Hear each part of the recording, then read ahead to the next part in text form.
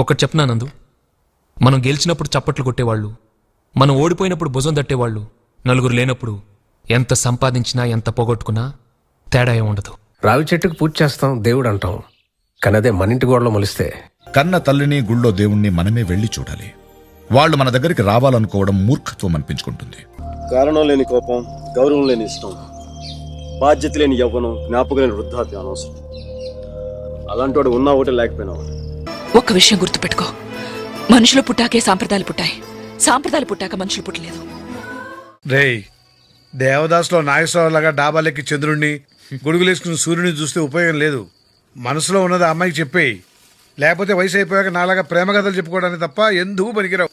రేయ్, ఒకటి మాత్రం గుర్తుంచుకో, సంపాదించడం చేతకాని వాడికి ఖర్చు పెట్టే అర్హత లేదు, చెప్పే ధైర్యం లేని వాడికి ప్రేమించే హక్కు లేదు. 10 ఏళ్ళు దాటాక ఆడపిల్లని కన్న తండ్రి కూడా ఒళ్ళో కూర్చోబెట్టుకోడు, ఆమె అనుమతి లేకుండా గదిలో కూడా వెళ్ళాడు. అలాంటి ఆడపిల్లని నేను 19 ఏళ్ళప్పుడు పట్టుకున్నానంటే నేను ఎంత ఆలోచించుంటాను సార్. కేవలం తన వసుమతికి అన్నయ్య అన్న గౌరవంతోనే కొట్టినా పడ్డాను. ఒక్కసారి చేయి పట్టుకుంటే సచ్చేటప్పుడే వదలదు, మధ్యలో వదిలేయడం రాదు సార్.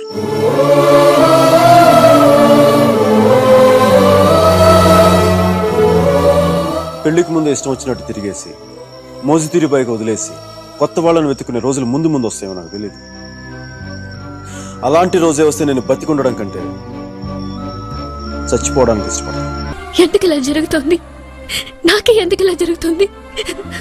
నీకు ప్రేమ కావాలి, మీ నాన్నకు బరువు కావాలి, మా నాన్నకు మీరు కావాలి అంటే ఈ పెళ్లి జరగాలి.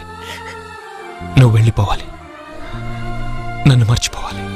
నా భార్యను తీసుకుని ఓ సూట్ కేసుతో హైదరాబాద్కి వచ్చాను. దాని మెళ్ళలో మంగళసూత్రం అమ్మి బిజినెస్ స్టార్ట్ చేశాను. ఈరోజు కోట్లు సంపాదించాను. అలాంటి అంబిషన్స్ ఏం లేవా నీకు? మీ అబ్బాయి ఏం చేస్తుంటాడు అంకుల్? నా కంపెనీలు అన్నిటికీ వాడే ఎండి. అదేంటండి, మీ లెక్క ప్రకారం మీ అబ్బాయికి పెళ్ళవగానే చేతికో సూట్ కేసు ఇచ్చి కోట్ల మెళ్ళ మంగళసూత్రంతో రోడ్డు మీదకి పంపేయాలి కదా. మన లైఫ్ లాగే ప్రపంచంలో ప్రతివాడి జీవితం ఉండాలని ఎలా అనుకుంటామండి? సార్, ఒక రిక్షా తొక్కడం దగ్గర మొదలుపెట్టి కోటీశ్వరుడు అయ్యాడు కదా అని ఆడి కొడుకు కొత్త రిక్షా కొనిపెట్టి ఎదగమండం అది బాగుండదు సార్. మనం 10 మెట్లు ఎక్కితే మన పిల్లలు 11వ మెట్టు నుంచి మొదలు పెట్టాలనుకోవాలి, కానీ మళ్ళీ ఒక్కటి నుంచి స్టార్ట్ చేయమంటాం కరెక్ట్ కాదు సార్. చాలదు, ఒక అమ్మాయిని ప్రేమించడానికి ఐ లవ్ యూ అని ఒక గ్రీటింగ్ కార్డ్ ఇస్తే చాలు. కానీ అదే అమ్మాయిని పెళ్లి చేసుకోవాలంటే చాలా మందికి వెడ్డింగ్ కార్డ్స్ ఇవ్వాలి. దానికి కొంచెం ఖర్చు అవుతుంది. నీకు అంత స్తోమత ఉందనుకోను. ప్రేమించాలంటే డబ్బులు ఉండాలండి? పోషించాలంటే ఉండాలి. ఎంత? ఐస్ క్రీమ్ అడిగితే పార్లర్ కొనేంత, డిన్నర్ అడిగితే రెస్టారెంట్ కొనేంత, 18 ఏళ్ల కూతురు ఇష్టం కోసం ఓ తండ్రి పడే 48 ఏళ్ల కష్టం అంతా నా అంత. ప్రేమ ఫలానా టైంకి ఫలానా వాళ్ళ మీదే పుడుతుందని ఎవరు చెప్పగలరు అన్నయ్య? అదే తెలిస్తే ఏ ఆడపిల్ల ఆ టైంకి ఇంట్లోంచి బయటికి వెళ్ళదు, ఇలా అందరి ముందు దోషిలా నిలబడదు. అంటే ప్రేమ ఎప్పుడు పుడుతుందో తెలియదు కాబట్టి ఎంగేజ్మెంట్ అయినా పెళ్ళైనా పట్టించుకోకుండా బరితెగించేస్తారా? సంస్కారం లేదా దానికి? సంస్కారం ఉంది కాబట్టే మనసులో వేరే వాళ్ళున్నా నువ్వు చెప్పిన వాడితో తాళి కట్టించుకోవడానికి తలంచుకుంది. ఇప్పుడైనా నందు ప్రేమించిన విషయం నీకెవరో చెప్తే తెలిసింది, లేకపోతే బతికినంతకాలం దాని ప్రేమ విషయం మనకెవరికీ తెలుసుండేది కాదు, ఒక రహస్యంగా మిగిలిపోయి ఉండేది. నువ్వు 1 కోటి రూపాయలు ఖర్చు పెట్టి పెళ్లి చేసి భోజనాలు పెట్టినా సాయంత్రానికల్లా అరిగిపోతుంది, రాత్రికి మళ్లీ ఆకలేస్తుంది. జరిగిన పెళ్లి గురించి అందరూ మర్చిపోతారు, కానీ నీ కూతురు మాత్రం జీవితాంతం ఆ మనిషితోనే కలిసి బతకాలి. ఒక్క విషయం ఆలోచించన్నయ్య, పెళ్లికొచ్చి అక్షింతలు వేసేవాళ్ళు ముఖ్యమా, నీ కూతురి తల? అంజలి, మనం తప్పు చేస్తే తప్పని, కరెక్ట్ చేస్తే రైట్ అని చెప్పేవాళ్ళు మంచివాళ్ళు. మనం ఏం చేసినా భరించేవాళ్ళు మనం ప్రేమించకూడదని. నా ముందు నిలబడ్డానికి కూడా సరిపోని నీకు డబ్బులెందుకు ఇచ్చానో తెలుసా? కనీసం మాట మీద నిలబడతావని. 1 కోటి రూపాయలకి ప్రేమించిన అమ్మాయిని వదిలేసే నాలాంటోడు మాట మీద నిలబడతాను మీరెలా అనుకున్నారు అంకల్? ఓకే, నిలబడతాను నేను అన్నాను, కానీ మీరెలా నమ్మారు అంకల్? You bastard! ఇక్కడ మండుతుంది కదా, దాన్ని డాక్టర్లు బీపీ అంటారు, మామూలుగా జనం కోపం అని కూడా అంటారు. మీరు నా 1 కోటి రూపాయలు ఇస్తాను, నా కూతుర్ని వదిలేస్తామని అడిగినప్పుడు ఇదే కోపం. ఇంతకంటే 10 టైమ్స్ ఎక్కువగా వచ్చింది నాకు. కానీ అప్పుడు నేను డబ్బుతో మీరు బ్రెడ్ని కొనగలరు, ఆకలిని కొనలేరు. బెడ్ని కొనగలరు కానీ నిద్రను కొనలేరు. అన్నిటికంటే ముఖ్యంగా నా ప్రేమను కొనలేరని చెప్పాను అనుకోండి, అర్థం కాదు. కుర్రాడు ఆవేశం లేదో తెలియక మాట్లాడుతున్నాడని నవ్వుకుంటారు. అది ఇప్పుడు చెప్పాను అనుకోండి, మీకు బాగా అర్థం ఇస్తే వాళ్ళు చేసే తప్పును కూడా మనకు క్షమించగలగాలి, లేదా వాళ్ళని ప్రేమించలేదని ఒప్పుకోవాలి. ఇప్పుడు ఈ క్షణం నువ్వు నన్ను పెళ్లి చేసుకుంటా అన్నదే నా మీద ప్రేమతో కాదు, మీ నాన్న మీద కోపంతో. ఈ కోపం 10 నిమిషాలు తగ్గిపోతుంది అంజలి. కానీ మనం చేసుకునే పెళ్లి మాత్రం జీవితాంతో ఉండిపోతుంది. నీకెందుకు ముందే చెప్పాను, ఆడపిల్లను తక్కువ చేసి మాట్లాడతాను.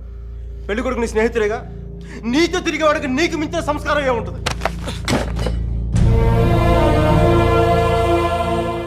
మీరు పెళ్లి చేస్తున్న వాడికంటే నేను 100 రెట్లు యోగ్యుణ్ణి. పిల్లనిచ్చేటప్పుడు ఉన్నోడా లేనోడా అని కాదు, మనసున్నోడా అలవాటు లేనోడా అని చూడండి. ఎందుకంటే సంపాదిస్తే డబ్బు వస్తుంది కానీ సంస్కారం రాదు.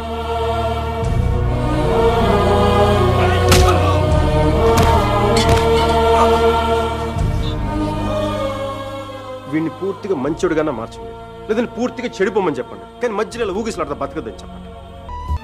ఈ ప్రశ్నకి ఎవ్వరూ సమాధానం చెప్పలేరు.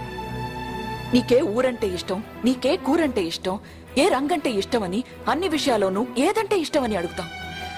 కానీ ఒక మనిషి విషయంలోనే ఎందుకంటే ఇష్టం అని అడుగుతాం. ఒక మనిషిని ద్వేషించడానికి కారణాలుంటాయి గాని ప్రేమించడానికి కారణాలు చెప్పలేం. కానీ నేను ఈ పెళ్లి ప్రసాద్తోనే ఎందుకు చేయాలనుకుంటున్నానని అడిగితే 100 కారణాలు చెప్పగలను. ఇంకేం చెప్పొద్దు. పాపా, ఒకప్పుడు నువ్వే చెప్పేవాడివి, మనకంటే పెద్దవాళ్ళంటే గౌరవం ఉండాలి, మన వయసు వాళ్ళతో పోటీ ఉండాలి, మనకంటే చిన్నవాళ్ళంటే ప్రేమ ఉండాలి అని. మనకి జ్వరం వచ్చినప్పుడు అమ్మ కావాలనిపిస్తుంది, భయం వేసినప్పుడు నాన్న ఉంటే ధైర్యంగా ఉంటుంది, బాధలో ఉన్నప్పుడు ఫ్రెండ్ ఉంటే పక్కన బాగుంటుంది. మరి ఆనందంగా ఉన్నప్పుడు మన పక్కన ఎవరుంటే కరెక్ట్ కాదు. ఏంటి ఆలోచిస్తావు? మనం ప్రేమించిన వాళ్ళు ఉంటే బాగుంటుంది. నాకు మీరా ఉంటే కరెక్ట్ అనిపిస్తుంది. పెదాల మీదకి నవ్వు వస్తుంది, కళ్ళలోకి వెలుగు వస్తుంది, గుండె తేలిగ్గా ఉంటుంది, బతకడానికే బలం వస్తుంది. నేను ఇలా ఫ్లోలో ఉన్నప్పుడు నాకు అడ్డం వస్తే కింద నుంచి పైదాకా మంట కూడా వస్తున్నాను రా. మీరు అంజలి పెళ్లి సారథితో చేయడమే కరెక్ట్ అయితే నేను ఆపాలనుకున్న పెళ్ళి ఆగదు. అదే తప్పు అయితే ఎవ్వరు ఏం చేసినా పెళ్లి జరగదు. నేను అర్జున్ పల్వాయిని, మైకేల్ వేలాయుధాన్ సార్, మైకేల్ వేలాయుధాన్ని. అర్జున్ గారి ఫోటో పెట్టి మా పోస్టర్ చింపేశారు కదండి. మీరు మీ వాడి దెబ్బకి నా బతుకు కుక్కలు చింపిన కర్టన్ క్లాసులు అయిపోయింది. మీ క్లాసులు విని మైండ్ తప్పి ఉద్యోగం వదులుకొని నడి రోడ్డు మీదకి వచ్చాను. నడి రోడ్డు మీదకి వచ్చాను. అది కాదు మైక్. వద్దు, ఈసారి చెప్పడం నా వంతు విని తప్పించుకోండి ప్లీజ్. ఏడుస్తున్నప్పుడు ఒక్కడే ఉంటే బాధలో ఉన్నాడని జాలి పడతారు. అదే నవ్వుతా ఒంటరిగా ఉన్నాడు అనుకోండి పిచ్చాడు అనుకుంటారు. కొంచెం అటు ఇటుగా మన పొజిషన్ పిచ్చగా దగ్గరలో ఉంది. విషయం ఏంటంటే నాకు మీరా కావాలా, ఎదవ క్లారిటీ 10 నిమిషాల క్రితం వచ్చింది. ఆ అమ్మాయికి పెళ్ళైపోయింది మైక్. అది కాదు సార్, పెళ్ళైన వాళ్ళు ఎంతమంది విడాకులు ఇంకొకరు చేసుకుని బతకట్లేదు. అది కాదు సార్, ఇప్పుడు మనం ఒక పిల్లతో తిరిగాం, దాంతో తిరుగుతున్నప్పుడు అది ప్రేమని తెలియలే, ఆ తర్వాత తెలిసింది. ఎప్పుడు? అదో గొట్టగాని పెళ్లి చేసి గోవాకి హనీమూన్కి వెళ్ళిపోయినప్పుడు. ఇప్పుడు మనం ఏం చేయాలి? ఏడిస్తే తుడుచుకోవడానికి ఖర్చు లేదు, అడుక్కోవడానికి దాని దగ్గరికి వెళ్ళాలి. వాటితో సుఖంగా ఉందనుకోండి, ఓ కోటర్ కొనుక్కొని తాగేసి డ్రైనేజ్ పక్కన పడిపోవాలి. అలా కాకుండా వాడొద్దు నువ్వే కావాలి అందనుకోండి, వెంటనే దాన్ని పెళ్లి చేసుకోవాలి. అందుకే ఇండియా వెళ్ళాలి, మీరంత చూడాలి. కనీసం బ్యాగ్ సర్దుకోవాలి కదా. ఇక్కడ బతుకే మట్టి కొట్టుకుపోతాడు, ఇంకా బ్యాగ్ బెడ్డింగ్ ఏంటండి? ఫోన్ పెట్టండి మీరు. మైక్, ఒక్క క్షణం ఆలోచించండి. నేను చేసేది కరెక్ట్ అయితే ఈ పెళ్లి జరుగుతుంది, తప్పైతే పెళ్లి ఆగిపోతుంది. బాగుంది. నువ్వు ఈ పెళ్లి చూడాలి. నేను చేసేది కరెక్ట్ అని నువ్వు ఒప్పుకోవాలి. అంజలికి నువ్వు సరిపోవని నీ అంతటి నువ్వే తెలుసుకోవాలి. అందుకే నిన్ను ఇక్కడ పిలిపించాను. చూడు, అతిథులు, అక్షంతులు, తాళిబొట్టు, తలంబ్రాలు, మండపం, మంత్రాలు అన్ని ఉన్నాయి. ఏం లేదు, నీ పెళ్లి ఆగిపోతుంది. చెప్పు. ముహూర్తం, అతిథులు, అక్షంతులు, తాళిబొట్టు, తలంబ్రాలు అన్నిటికంటే అవసరమైంది ముహూర్తం. ఎవరికైనా శుభలేఖలు ఇవ్వగానే ఎంత కట్నం ఇస్తున్నారు, ఎంత ఖర్చు పెడుతున్నారని అడగరు, ముహూర్తం ఎన్నింటికని అడుగుతారు. ఈ పెళ్లికి అదే లేదు. మీ కూతురు ప్రతి పుట్టినరోజుకి రాత్రి 12ంటికి ఒక్క నిమిషం కూడా అటు ఇటు అవ్వకుండా సరిగ్గా 12ంటికి ఫోన్ చేసి విష్ చేసే మీరు ఈ పెళ్లికి మాత్రం ముహూర్తానికి ఆశీర్వదించలేకపోతున్నారు. పుట్టినరోజు ప్రతి సంవత్సరం వస్తుంది సార్, కానీ ఇది మాత్రం లైఫ్లో ఒకసారి వస్తుంది. పంతులు గారు, ముహూర్తం ఎన్నింటికి? 10:42 సుముహూర్తం. ఇప్పుడు టైం ఎంత అయింది? పర్లేదు చెప్పండి. 10:45. అంకుల్, మీరు అనుకున్న ముహూర్తానికి పెళ్లి జరగలేదు. 3 నిమిషాలు ఆగింది. నేను ఆపలేదు, మీరే ఆపారు. అంటే మీరు చేస్తున్న తప్పు అని మీరే ఒప్పుకున్నారు. మీరు ఇప్పుడు కూడా తాళి కట్టించి పెళ్లి చేశారనిపించుకోవచ్చు, కానీ లైఫ్ లాంగ్ మీ కూతురు మెళ్ళ మంగళసూత్రం